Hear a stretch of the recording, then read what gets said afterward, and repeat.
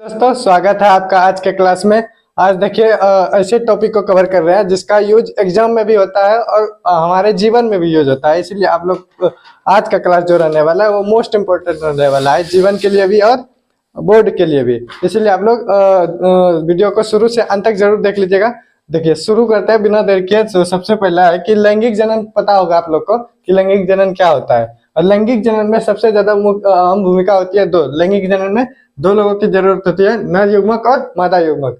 नर युग्मक और मादा युग्मक दोनों की जरूरत होती है लैंगिक जनन में। देखिए नर युग्मक क्या हो जाता है, नर युग्मक हो जाता है हम लोग मनुष्य में हो जाता है एक्स एक्स, और मादा युग्मक क्या हो जाता है एक्स वाई। जैसे आप नर गुणसूत्र सॉरी नर युग्मक हो जाएगा आपका शुक्राणु शुक्राणु, और मादा युग्मक हो जाएगा आपका अंडाणु। ठीक, नर युग्मक और मादा युग्मक जब मिलता है यानी कि शुक्राणु और अंडाणु जब मिलता है तो युग्मनज का निर्माण होता है। किसका हो जाता है निर्माण? युग्मनज का, युग्मनज। और युग्मनज का निर्माण होता है शुक्राणु और अंडाणु का जो मिलने की प्रक्रिया होती है, शुक्राणु और अंडाणु को मिलने की प्रक्रिया को कहा जाता है निषेचन। क्या कहा जाता है?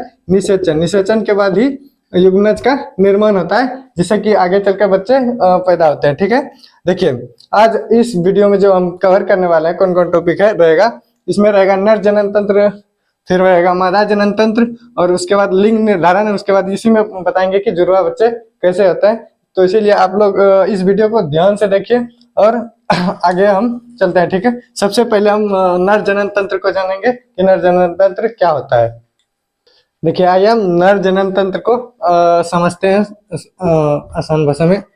ये हो गया नर जनन तंत्र। ठीक है, देखिए नर जनन तंत्र सबसे पहले क्या होता है कि देखिए ये जो दिख रहा है यह छोटा जैसा गोल जैसा अंडा जैसा, ये होता है वृषण। क्या होता है? वृषण। और वृषण में क्या होता है? वृषण में होता है शुक्राणु का निर्माण। यहाँ होता है शुक्राणु का निर्माण। ठीक है, वृषण में शुक्राणु का निर्माण होता है और यहीं से टेस्टोस्टेरोन हार्मोन का भी निर्माण होता है। टेस्टोस्टेरोन टेस्टोस्टेरोन नामक हार्मोन का विस्राव कहाँ से होता है? तो वृषण से होता है। ठीक है, और वृषण में जब शुक्राणु परिपक्व हो जाता है तो वह अधिवृषण में चला जाता है। देखिए ये जो है ये अधिवृषण है, ये जो है अधिवृषण है। तो वृषण में से जब शुक्राणु निकलता है तो वह कहाँ चला जाता है? परिपक्व होकर अधिवृषण में। ठीक है, और अधिवृषण, और देखिए वृषण और अधिवृषण दोनों जो रहता है वह वृषण कोश में रहता है। क्या रहता है? वृषण कोश में। और यहाँ से एक नली जुड़ी रहती है। देखिए यहाँ से एक नली गई है, इधर से भी यहाँ से एक नली जुड़ी रहती है, जहाँ से कि मतलब शुक्राणु जो है वह स्रावित होकर शुक्राणु जो है वह चली जाती है यहाँ शुक्राशय में। कहाँ चली जाती है? शुक्राशय में, और शुक्राशय में जाकर शुक्राणु संचित हो जाती है। ठीक है, तो इस शुक्रवाहिका से होकर, किससे होकर? शुक्रवाहिका से होकर, जिससे कि शुक्राणु कहाँ जाती है? शिश्न तक जाती है या फिर शुक्राशय तक जाती है। तो यह शुक्रवाहिका का क्या काम होता है? सिर्फ क्या कहते हैं शुक्राणु को एक जगह से दूसरे जगह ले जाना है। ठीक है, उसके बाद यहाँ जो दिख रहा है आपको यह शुक्राशय है जहाँ शुक्राणु संचित रहता है। ठीक है, और देखिए ये जो दिख रहा है यह है प्रोस्टेट ग्रंथि। क्या है? प्रोस्टेट ग्रंथि जो कि कंट्रोल करता है शुक्राणु को और हमारे मतलब मूत्र मार्ग को कंट्रोल करता है। कौन? प्रोस्टेट ग्रंथि। ठीक है, और देखिए यहाँ पाया जाता है एक मूत्राशय जहाँ मूत्र जमा रहता है। देखिए प्रोस्टेट ग्रंथि का यही काम होता है, जिस टाइम के अगर मूत्र आएगा तो या फिर मूत्र आएगा तो शुक्राणु का मार्ग यह बंद कर देता है। ठीक है, और शुक्राणु सब यहाँ आकर किसमें? शिश्न में आकर शिश्न से होकर यह योनि तक चला जाता है। तो देखिए सबका काम आप लोग समझ लिए। और एक चीज कि देखिए जो वृषण होता है, जो वृषण कोश होता है, वृषण होता है, उसकी मतलब कि शरीर के टेम्परेचर से वह हमेशा 2 डिग्री कम रहता है। क्या रहता है? शरीर के टेम्परेचर से हमेशा 2 डिग्री कम रहता है। यानी कि अगर गर्मी का दिन करेगा तो गर्मी में शरीर का टेम्परेचर रहता है 37 डिग्री या उससे प्लस, तो यह शरीर से थोड़ा दूर हट जाता है, जिससे कि इसका जो टेम्परेचर होता है वो 35 डिग्री रहना चाहता है हमेशा ही। ठीक है, और ठंडी दिन में जस्ट शरीर में जाके चिपक जाता है, शरीर से ज्यादा क्लोज हो जाता है, जिससे कि शरीर का गर्मी उसको मिलता रहे। यानी कि यह हमेशा अपना 35 डिग्री हमेशा मेंटेन रखे। ठीक है, और देखिए सबका काम देख लीजिए एक बार। श्वसन का क्या काम है? यह शुक्राणु को, देखिए सबसे पहले वृषण का काम। वृषण क्या करता है? तो वृषण शुक्राणु का निर्माण करता है और टेस्टोस्टेरोन का भी निर्माण करता है। टेस्टोस्टेरोन से नर में जो है कि उससे मतलब जैसे कि देखिए अभी किशोरावस्था चल रहा है, जैसे सॉरी नर में 14 वर्ष की अवस्था से जनन करने की क्षमता आ जाती है, वहां शुक्राणु निर्माण होने लगता है। 14 वर्ष की अवस्था से स्टार्ट होकर यह आजीवन तक रहता है। कहाँ तक? आजीवन तक।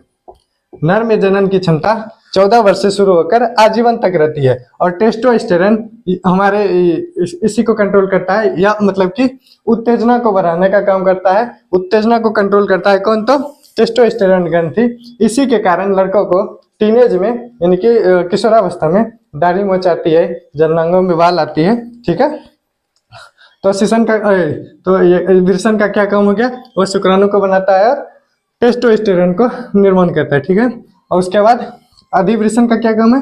यह परिपक्व शुक्राणु को संचित रखता है। उसके बाद शुक्रवाहिका का क्या काम है? यह शुक्राणुओं को शुक्राशय तक पहुंचाता है। शुक्राशय में शुक्राणु संचित रहता है। उसके बाद शुक्राशय के द्वारा शुक्राशय के बाद यह क्या शिश्न में चला जाता है, जिसके माध्यम से शिश्न के माध्यम से यह शुक्राणु योनि तक पहुंचता है, मादा के योनि भाग तक पहुंचता है, जहां से योनि से होकर फिर वह निषेचन के लिए चला जाता है गर्भाशय में। ठीक है, तो इस सब का काम ठीक है देख लिया आप। अब देखिए इसको आप लोग लिख लीजिएगा, हम धीरे धीरे बोल दिए हैं, आप इसको पूरा समझा दिए हैं डिटेल में, आप लोग इसको लिख लीजिएगा। ठीक है, और इसके बाद अभी हम मादा जनन तंत्र को पहले देख लेते हैं। ठीक है, उसके बाद आगे बढ़ेंगे। और ठीक है, मादा जनन तंत्र को देखते हैं। देखिए यह मादा जनन तंत्र का चित्र है। मादा जनन तंत्र, देखिए मादा जनन तंत्र में क्या होता है, उसमें देखिए कि देखिए शुक्राणु जो होता है, यहाँ देखिए यहाँ एक पाया जाता है अंडाशय, 2 गो अंडाशय पाया जाता है। मतलब स्त्री में, मादा में, मनुष्य में मतलब स्त्री में 2 गो अंडाशय पाया जाता है, यानी कि एक जोड़ा। और दोनों अंडाशय में अंडाणु परिपक्व होते हैं, बनते नहीं है, मतलब कि परिपक्व होते हैं। और देखिए ये परिपक्व होने की प्रक्रिया जो होती है वह 28 मतलब कि 28 हर एक महीने में 28 दिन में होती है। मतलब एक अंडाणु परिपक्व होने में लगभग 14 दिन का समय लगता है। एक पूरी तरह से परिपक्व होने में 14 दिन का समय लगता है। ठीक है, और 14 दिन के और एक अंडाणु परिपक्व होकर 28वें दिन तक, देखिए यहाँ से मान के चलिए कोई अंडाणु परिपक्व हुआ। ठीक है, और यह यहाँ अंडाणु परिपक्व होकर यह फैलोपियन ट्यूब में आ जाता है। कहाँ आ जाता है? फैलोपियन ट्यूब में। ठीक है, अब ये देखिए ये जो अंडाणु है यह परिपक्व अंडाणु है। ठीक है, अब यहाँ फैलोपियन ट्यूब में आके रहता है, और यहाँ से योनि के रास्ते से यहाँ से आकर क्या कहता है, शुक्राणु को छोड़ दिया जाता है शिशन के द्वारा। तो शुक्राणु यहाँ आ जाती है, और शुक्राणु यहाँ आते ही कुछ शुक्राणु इधर चली जाती है, कुछ शुक्राणु इधर चली जाती है, कुछ भटक जाती है रास्ते से। ठीक है, तो यह शुक्राणु कहाँ जाती है? मिलती है जाके इससे अंडाणु से। ठीक है, और एक साथ कई लाखों हजारों करोड़ों शुक्राणु कहाँ जाती है? अंडाशय के पास जाती है। और इधर भी मतलब देखिए महीने में यह प्रक्रिया 28 दिन में होता है, और एक महीने में यह एक ही अंडाणु परिपक्व होता है। या तो इस साइड से हो जाएगा या तो इस साइड से हो जाएगा, दोनों में से किसी एक से ही अंडाणु परिपक्व होता है। ठीक है, तो कुछ तो ऐसा ही बेकार शुक्राणु चला जाता है, इधर चल गया तो, लेकिन कुछ शुक्राणु यहाँ आता है। ठीक है, अब यहाँ क्या होता है कि यह अंडाणु में मतलब कि प्रवेश करने का कोशिश करता है शुक्राणु। ठीक है, अंडाणु में प्रवेश करने का कोशिश करता है। अंडाणु की जो दीवार होती है वो थोड़ी मतलब मजबूत होती है, जिससे कि कई मतलब शुक्राणु इस पर वार करते हैं। जैसे कि कुछ ही शुक्राणु, मतलब कुछ नहीं, सिर्फ एक शुक्राणु ऐसा होता है जो कि इसमें प्रवेश कर पाता है। इसमें अंडाणु में जैसे ही एक शुक्राणु इसमें प्रवेश किया, जैसे प्रवेश करेगा तो यह यहाँ निषेचन हो जाता है। उसके बाद जो है वह अंडाणु वह जो होता है अंडाणु वो बंद हो जाता है। उसके बाद वो खुला नहीं रहता है। इसके बाद कोई भी अंडाणु उसमें प्रवेश, शुक्राणु उसमें प्रवेश नहीं कर सकता है। यहाँ निषेचन की प्रक्रिया पूरी हो गई। और अब यह जो निषेचित जो अंडाणु और शुक्राणु है, मतलब युग्मनज है, यहाँ आ जाएगा कहाँ पे? गर्भाशय में। गर्भाशय में एक दीवार होती है, चौड़ी दीवार, यहाँ पे गर्भाशय में आकर चिपक जाती है। यहाँ से ही इसका भ्रूण का विकास होना स्टार्ट हो जाता है। किसका? भ्रूण का विकास होना स्टार्ट हो जाता है। यही भ्रूण धीरे धीरे आगे चलकर धीरे धीरे बच्चे का रूप ले लेता है, और 9 महीने में पूर्णतः बच्चा एक तैयार हो जाता है। ठीक है, देखिए होता कभी कभी कैसा है, क्या है कि कभी कभी जुड़वा बच्चा पैदा हो जाता है। कैसे हो जाता है? तो इसके पीछे दो आप लोग दो जुड़वा देखे होंगे। एक जुड़वा तो देखेंगे इसका फेस भी मैच करेगा, सब कुछ मैच करेगा, बट फिंगरप्रिंट नहीं मैच करेगा। फेस वगैरह सब चीज मैच करेगा, फिंगर प्रिंट मैच नहीं करेगा, ठीक है। और उसका लिंग भी एक ही का, जैसे कि लड़का होगा तो लड़का ही होगा, लड़की होगी तो लड़की ही होगी। लेकिन एक जुड़वा ऐसा होता है जिसका फेस भी अलग होता है या फिर लिंग भी अलग होगा, फेस भी अलग होगा, लिंग भी अलग होगा और फिंगरप्रिंट भी अलग होगा। जैसे कोई लड़का हो गया तो कोई लड़की हो गया, या कैसे होता है ये समझिए। देखिए यहाँ जो होता है, जैसे ही मतलब कि निषेचन हो जाता है उसके बाद क्या होता है, इसमें दो घटनाएं होती है कभी कभी। एक तो यह हो जाती है कि शुक्राणु एक ही रहेगा, लेकिन यह टूट जाती है, यहाँ गर्भाशय में आकर टूट जाती है दो भाग में कुछ दिन के बाद। दो भाग में टूट जाने के बाद जो है कि दो युग्मनज का निर्माण हो जाता है, और दो युग्मनज का निर्माण हो जाएगा तो उसमें शुक्राणु तो एक ही गया था और अंडाणु भी एक ही था। तो इसके वजह से उसका फेस मैच करता है और लिंग भी मैच करेगा, मतलब लड़का होगा तो लड़का ही और लड़की होगी तो लड़की ही। लेकिन और एक क्या होता है कि इसमें एक साथ कभी कभी रेयर केस में दो शुक्राणु एक साथ प्रवेश कर जाते हैं और दोनों ही निषेचित हो जाते हैं, जिसके वजह से क्या होता है, यहाँ भी जुड़वा बच्चा पैदा होने का संभावना हो जाता है। और यहाँ देखिए दो हो जाएगा, और लेकिन इसका फेस भी अलग होगा, लिंग भी अलग हो सकता है, नहीं भी हो सकता है, लेकिन फेस और लिंग दोनों अलग अलग होगा। लिंग अलग हो सकता है भी, नहीं भी हो सकता है, लेकिन फेस दोनों का अलग होगा, फिंगरप्रिंट भी सबका अलग होगा, ठीक है। समझ गए जुड़वा बच्चे कैसे होते हैं। अब देखिए यहाँ आ जाता है गर्भाशय में, और यहाँ से भ्रूण का विकास होता है। भ्रूण के विकास के समय सबसे पहले जो होती है कि मतलब सबसे पहले ये हृदय बनता है बच्चे का, ठीक है, समझ गए। और देखिए स्त्री में जो होता है, मादा में जो है जनन करने की जो क्षमता होती है, या अंडा से जो परिपक्व होना स्टार्ट होता है वो 12 वर्ष की अवस्था से हो जाता है। कब से? 12 वर्ष की अवस्था से लगभग 45 से 50 वर्ष की अवस्था तक रहता है इसमें, जो कि अंडाणु परिपक्व होता है। अंडाणु मतलब यह 12 वर्ष से लेकर 45 से 50 वर्ष तक के महिला माँ बन सकती है या बच्चे को जन्म दे सकती है, इससे ना पहले इसके ना बाद। जबकि पुरुष में क्या होता है, 14 वर्ष से लेकर आजीवन तक रहता है। और देखिए और क्या होती है इसमें, जो परिपक्व अंडाणु होता है डेली 28 दिन में एक जैसे मान के चलिए कि यहाँ पे अंडाणु मतलब कि परिपक्व अंडाणु है, लेकिन इसको शुक्राणु नहीं मिला, तो क्या होगा, धीरे धीरे यह टूट टूट कर बाहर निकल जाता है, जिसे कि आप लोग पीरियड कहते हैं या ऋतुस्राव कहते हैं। पीरियड बोल लीजिए, ऋतुस्राव, मासिक स्राव, बहुत सा नाम है, तो इसी को पीरियड कहा जाता है। यह हमेशा 28वें दिन होता है, हर एक लड़की को 28वें दिन पीरियड आता है, ठीक है। तो यह समझ गए। सबसे पहले क्या होता है, अंडाशय में अंडाणु का निर्माण होता है। अंडाणु परिपक्व होकर कहाँ जाती है, फैलोपियन ट्यूब में। यही फैलोपियन ट्यूब में ही निषेचन का कार्य हो जाता है, और उसके बाद यह गर्भाशय पे के दीवार पर चिपक जाता है। और जैसे यहाँ आता है तो यहाँ एक प्लेसेंटा का निर्माण हो जाता है, और बच्चे जो है वो प्लेसेंटा से जुड़ा रहता है। युग्मनज जो बनता है, जो भ्रूण बनता है, वो प्लेसेंटा से जुड़ जाता है, और प्लेसेंटा से ही वह भोजन जितना भी चीज प्राप्त करना रहता है वह सब प्लेसेंटा के द्वारा ही भोजन को प्राप्त करता है। अपनी माँ मतलब जो उसकी माँ खाएगी उसका ऊर्जा प्लेसेंटा के द्वारा उसमें भी ट्रांसफर हो जाता है, ठीक है। तो यह पूरी थे मानव जनन तंत्र। अब मादा जनन तंत्र, ठीक है। आप ये भी देख लीजिए जुड़वा बच्चे कैसे उत्पन्न होता है। अब एक चीज और बचा, देखिए योनि जो होती है, योनि में होता है 3 तरह का हार्मोन का स्राव होता है, एक एस्ट्रोजन और प्रोजेस्टेरोन और रिलैक्सिन हार्मोन। एस्ट्रोजन हार्मोन का क्या काम होता है, एस्ट्रोजन हार्मोन यह देखिए लड़की में होता है, जबकि एस्ट्रोजन हार्मोन से क्या होता है कि जैसे लड़की का युवावस्था चलता है तो इसमें अलग अलग चेंजेस देखने को मिलती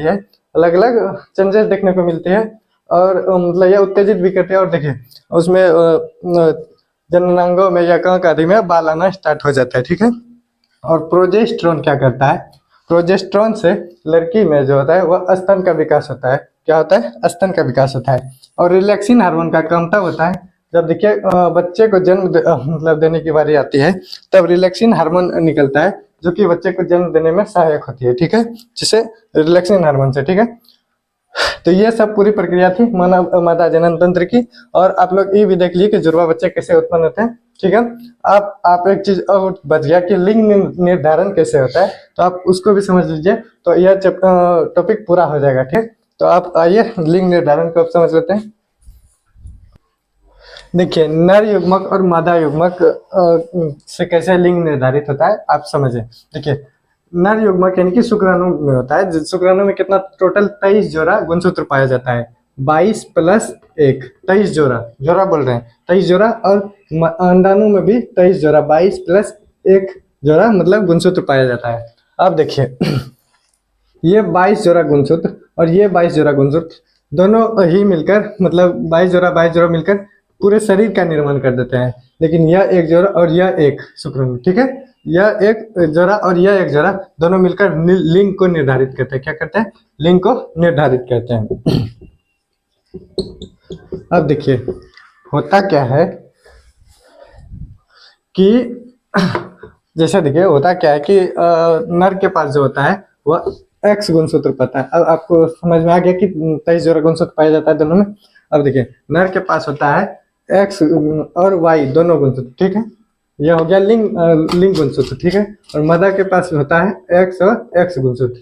अब देखिए अगर यदि नर का एक्स भाग और मादा का एक्स भाग अगर दोनों मिल गया तो हो जाता है लड़की का, तो क्या हो जाता है? लड़की पैदा हो जाती है। लेकिन अगर लड़के का वाई और लड़की का एक्स मिला तब बनता है लड़का।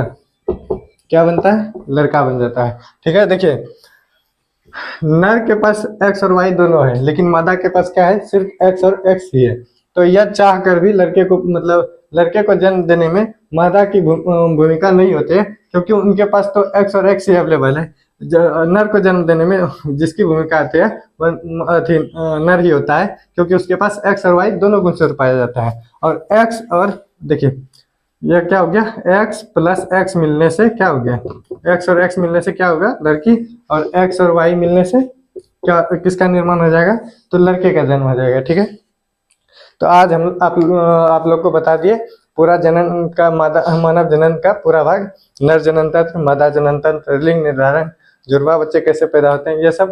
देखिए इससे कम से कम एक 5 नंबर का क्वेश्चन पूछ देता है, या पूछ देगा नर जनन तंत्र का चित्र बनाकर उसको पूरा एक्सप्लेन करना है, या मादा जनन तंत्र का चित्र बनाकर उसको पूरा एक्सप्लेन करना है।